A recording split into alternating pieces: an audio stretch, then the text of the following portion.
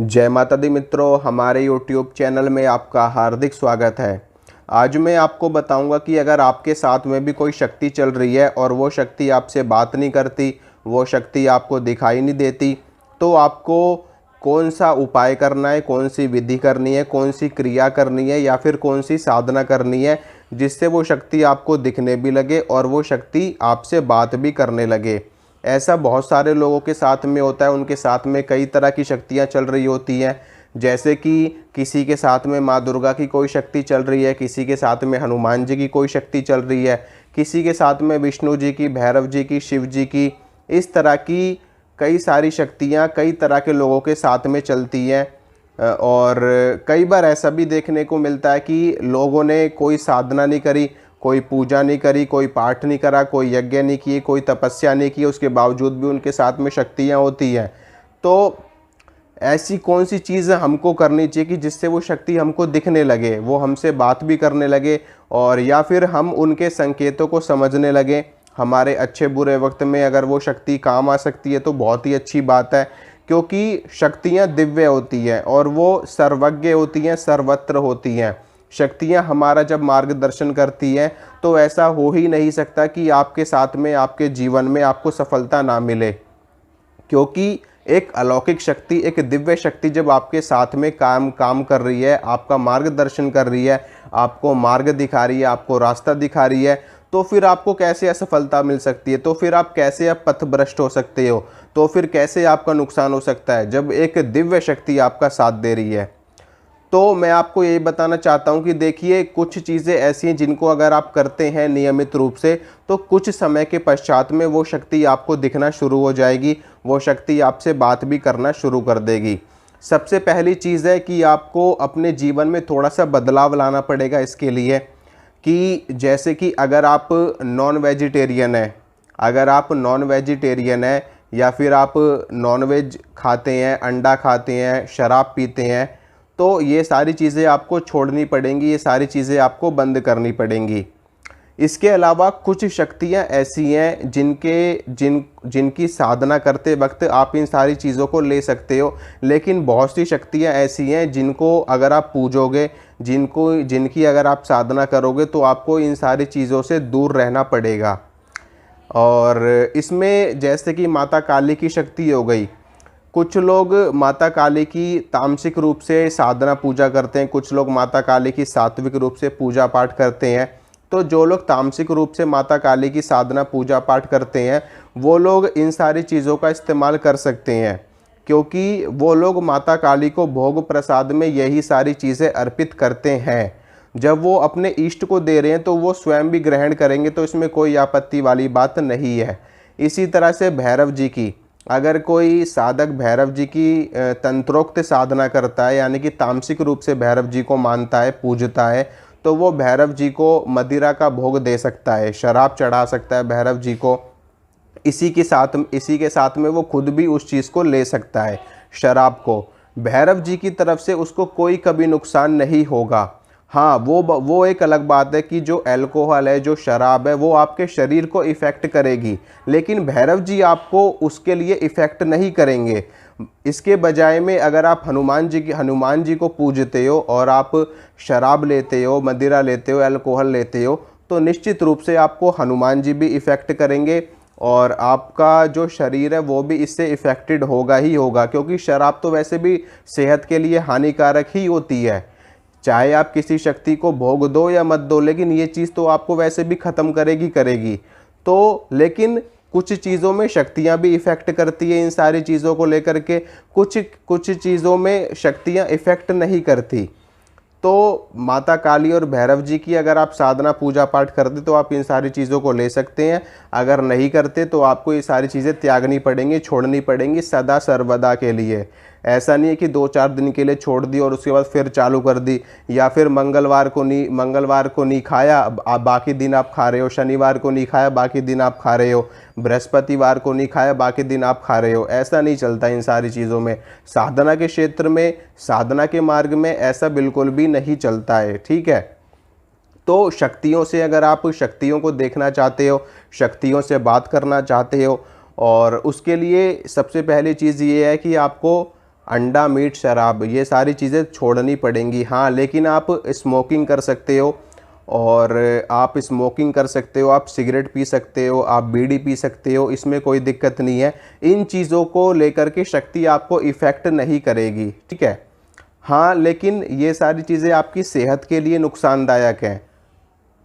बीड़ी पीना, सिगरेट पीना, स्मोकिंग करना, शराब पीना, गुटखा खाना, ये सारी चीज़ें आपकी सेहत को इफ़ेक्ट करती हैं, लेकिन शक्तियाँ इफ़ेक्ट नहीं करेंगी आपको इन चीज़ों के साथ में। तो स्मोकिंग अलाउड होता है, क्योंकि बहुत सारे पंथ, बहुत सारे संप्रदाय, बहुत सारे साधक ऐसे हैं जो ये सारी चीज़ें लेते हैं।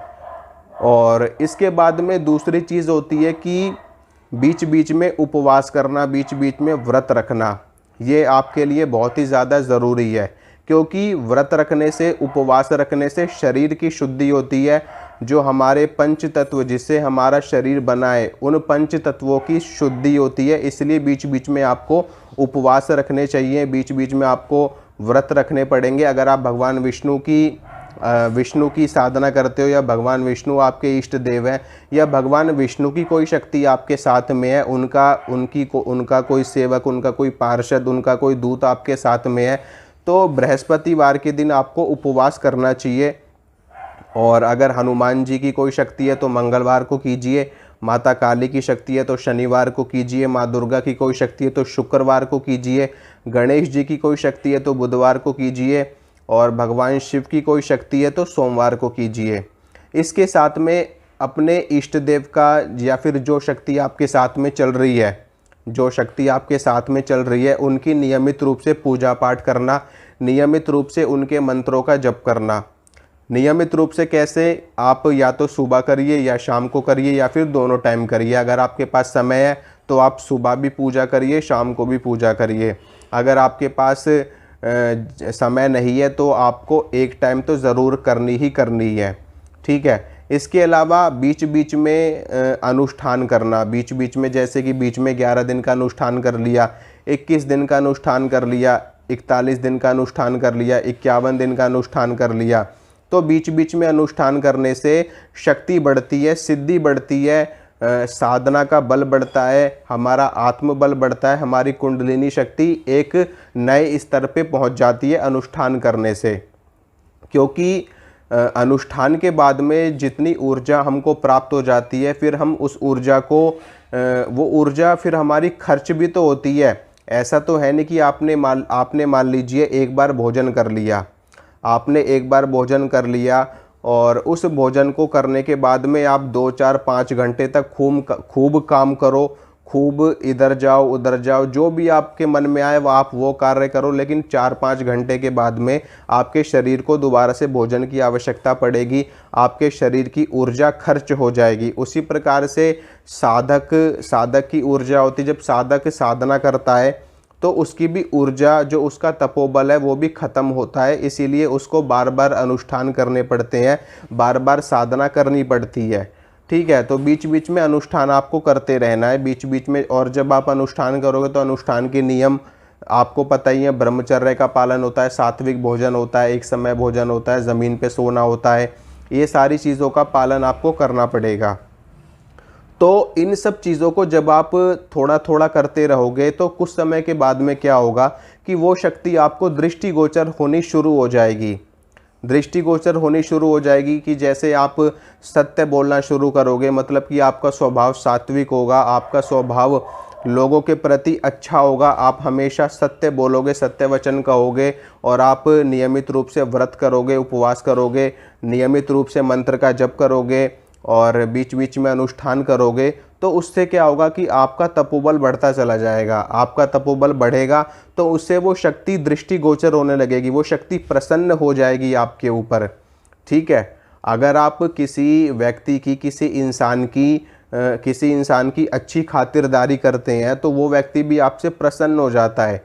मान लीजिए आपके घर में कोई मेहमान आया है 1 महीने के लिए, और आप 1 महीने में खूब अच्छे से उसकी सेवा कर रहे हैं, उसको अच्छे से अच्छा भोजन खिला रहे हैं, उसको घुमा रहे हैं, उसको फिरा रहे हैं, उसको अच्छे नए वस्त्र भेंट कर रहे हैं। तो निश्चित रूप से वो व्यक्ति आपसे इतना ज़्यादा प्रसन्न हो जाएगा कि वो जहाँ पर भी जाएगा वहाँ पर आपकी बड़ाई करेगा। इसी प्रकार से देवी देवताएं, जब आप उनकी साधना करते हैं, उनकी सेवा करते हैं, उनको मानते हैं, उनको मनाते हैं, उनको पूजते हैं, तो वो भी प्रसन्न हो जाते हैं और प्रसन्न हो कर के वो आपकी इच्छा पूर्ति के लिए आपके समक्ष हाजिर होने लगते हैं। ठीक है, मान लीजिए अगर आपके मन में इच्छा है कि मैं इस शक्ति से बात करूं, इस शक्ति को देखूं, तो वो शक्ति प्रसन्न होकर के आपके समक्ष भी आएगी, आपसे बात भी करेगी। तो इसी प्रकार से आपको धीरे धीरे अपनी साधना को बढ़ाना है। जैसे जैसे आपका मंत्र का जाप बढ़ेगा, जैसे जैसे आपकी सेवा बढ़ेगी, आपकी भक्ति बढ़ेगी, वो शक्ति आपसे दृष्टिगोचर होने लगेगी। पहले आपको दिखनी शुरू होगी, पहले शक्ति सिर्फ दिखनी शुरू होगी। दिखने के बाद में धीरे धीरे एक आपस में आपका बॉन्ड बनेगा। ठीक है, मतलब कि वो शक्ति आपसे कांटेक्ट करने की कोशिश करेगी और आप भी उससे कांटेक्ट करने की कोशिश करोगे। शक्ति तो आपसे कांटेक्ट कर लेगी, वो जब चाहे तब कर सकती है, लेकिन आप जब उनसे कांटेक्ट करोगे तो हो सकता है कि शक्ति कोई जवाब ना दे, लेकिन धीरे धीरे आपका तपोबल बढ़ेगा, आप पंच तत्वों की सिद्धि आपको मिलने लगेगी, आप एक नए स्तर पे पहुंचने लगोगे, तो आपकी बातचीत भी शुरू हो जाएगी। लेकिन ये थोड़ा सा इसमें समय लगता है, 2, 4, 6 महीने का समय आपको लग जाएगा अगर आपके साथ में कोई शक्ति चल रही है तो। ठीक है, तो अगर शक्ति चल रही तो निश्चित रूप से आपको दर्शन प्राप्त हो जाएंगे और आपकी बातचीत भी हो जाएगी। लेकिन ये सारी चीज़ें आपको करनी पड़ेंगी, इसके बिना आप ऐसा कुछ नहीं कर सकते। ठीक है, मैं आपको कोई ऐसी जादू की पुड़िया नहीं बता सकता कि आपने वो खाई और आप तुरंत बात करने लगे। और ये चीज़ इतनी सरल भी नहीं होती है, ये चीज़ इतनी सरल नहीं है कि आप मार्केट में गए, आपने 10 रुपये दिए और आपने कोई सामान खरीद लिया और बस आपका काम शुरू।